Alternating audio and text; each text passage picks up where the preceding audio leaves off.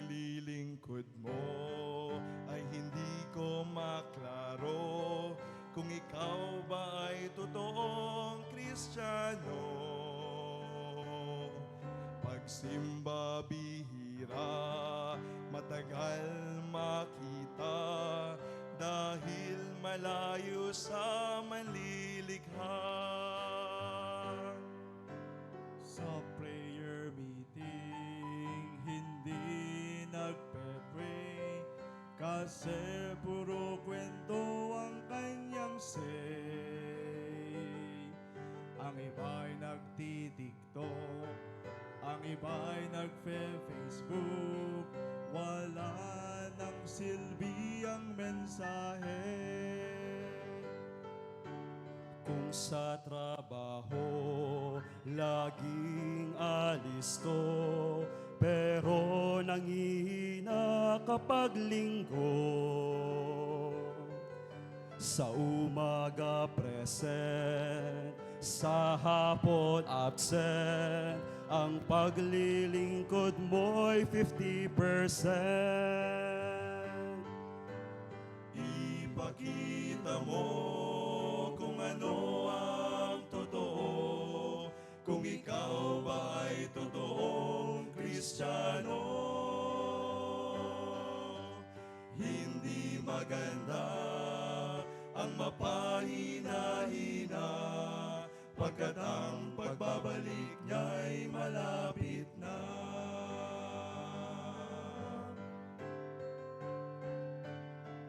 Tuwing linggo ng umaga, ang tagal ng gising niya, dahil napuyat sa email at K-drama.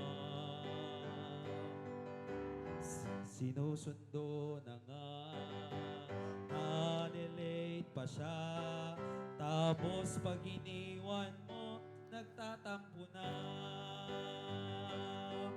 Nang dumako sa giving ng tithes and offering, hindi makadumot at nakasimangot. Kaya kapatid ko, dapat baguhin mo at ayusin mo ang iyong testimonyo. Ipakita mo kung ano ang totoo, kung ikaw ba ay totoong Kristiyano.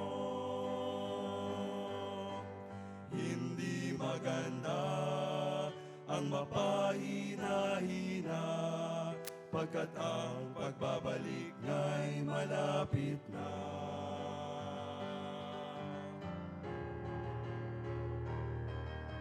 Susunod pastor, yan daw ang sambit niya, pero may palim namang jowa. Kaya pagkukubli, pati pagpapanggap, ay itigil na't maging tapat. Ipakita mo kung ano ang totoo, kung ikaw ba ay totoong Kristiyano. Hindi maganda ang mapahina-hina, pagkat ang pagbabalik niya'y malapit na.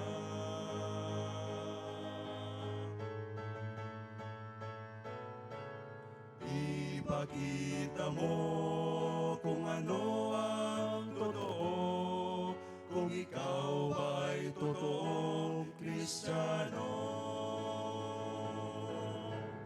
Hindi maganda ang mapahina-hina, pagkat ang pagbabalik niya'y malapit na.